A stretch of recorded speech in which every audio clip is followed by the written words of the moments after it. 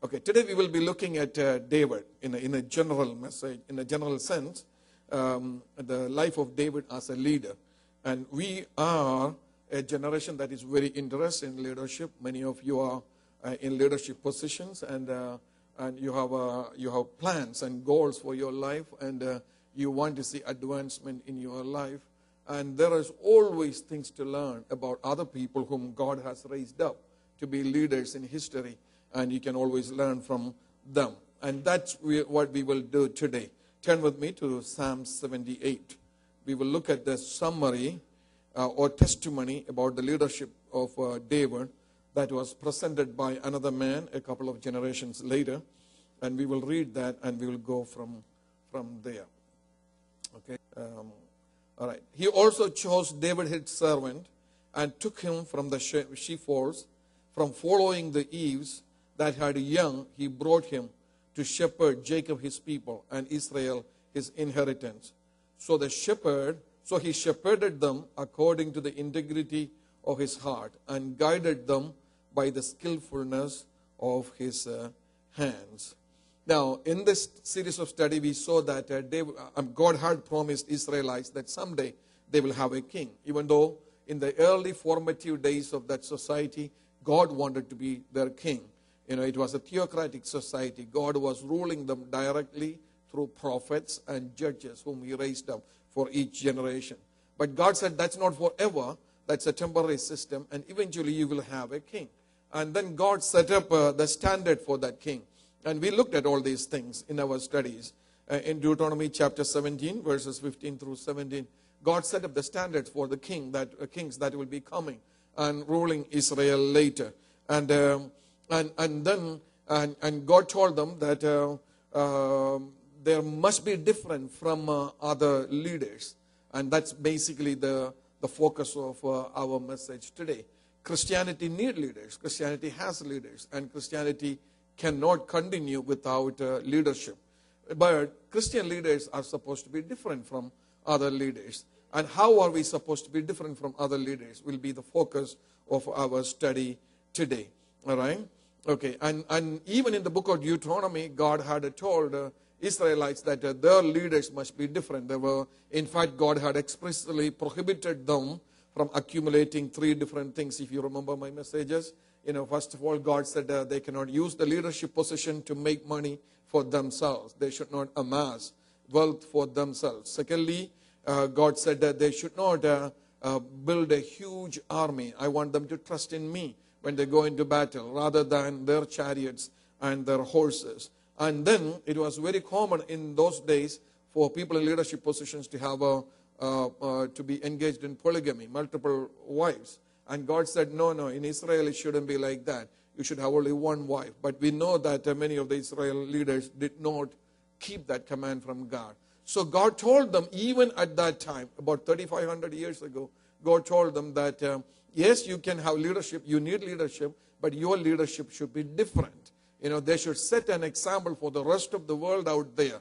And there must be a light and a lamp for others so that they know what is in the heart of God. Amen? And even today, that's exactly what God expects from us.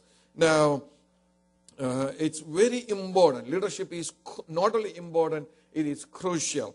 I don't know if you know this man named Henry Blackaby, one of the very highly respected Christian leaders. He has written a book on spiritual leadership. And when I was reading that some time ago, I came across this statement which has become very popular.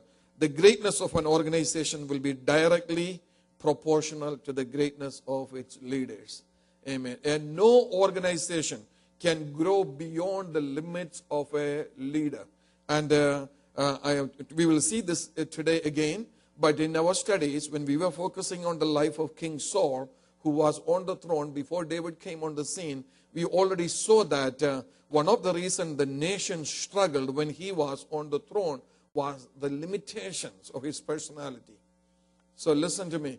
If you really want to be a leader, it doesn't matter whether you're going to be a pastor or a businessman, or whether you're going to be a bank manager or an IT manager or a supervisor or you plan to set up an organization with franchises all over this country. Whatever is your dream, You have the freedom to dream that as a Christian. First of all, I want you to understand that.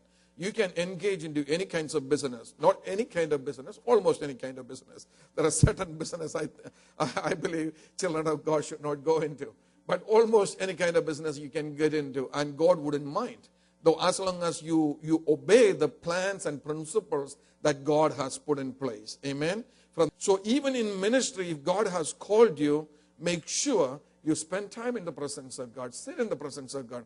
Ask God questions. Lord, I have this feeling you have called me for something. And prophets are coming into my life and prophesying into my life. And every time I read the Bible, my heart starts getting a burning sensation. And there is a desire in my heart to do something for you. And I know it's you place that desire there, because that's not a human desire.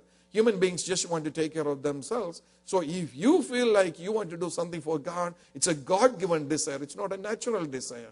So God, if you gave me that desire, then what do you want me to do with this desire? Why did you put this desire in my heart? So you start asking questions to God. So once God makes things clear to us, then you can go in that direction. And you have an idea, what is God planning to use my life for? And you can go forward in that direction. And when you go forward in that direction, you see God's grace upon you. And remember, I told you once before that one way you figure out what God has called you is you will see where the grace of God begin to come through. In any case, if you want to go forward in the area where God has called you, you have to develop leadership skills. You have to develop leadership skills. Because with your natural gifting, you can only go so far. We will see today also, because they would have a very lengthy training period. I will come to that in a minute. Okay. Now let me start with the King Saul. Why he failed as a. Now we know that people selected Saul. Now this is where the development comes in, because people selected King Saul, and when people selected King Saul, people had a couple of criteria. Because they wanted their king to be good looking, And when we present our king before the rest of the nations, he must be impressive. That was their first criteria. They didn't start with God.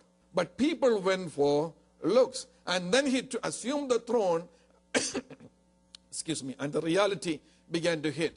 And they began to see what kind of man this person was. And we can see that, first of all, in his decision, there was a weakness in his decisions area.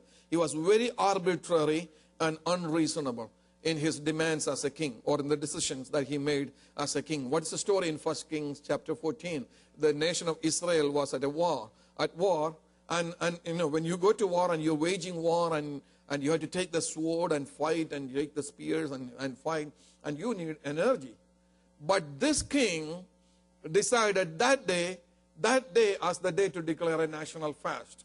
In the midst of the battle, he said, today everyone going to fast. And not only that, he said, today everyone will fast. He said, if anyone eat anything today, I'm going to kill that person. He's a leader. He's the national leader. And when is he saying this? In the midst of a battle, when people really need energy. Probably he didn't want to bother to cook the food for his soldiers. I don't know. And so what happened was his own son didn't know about that.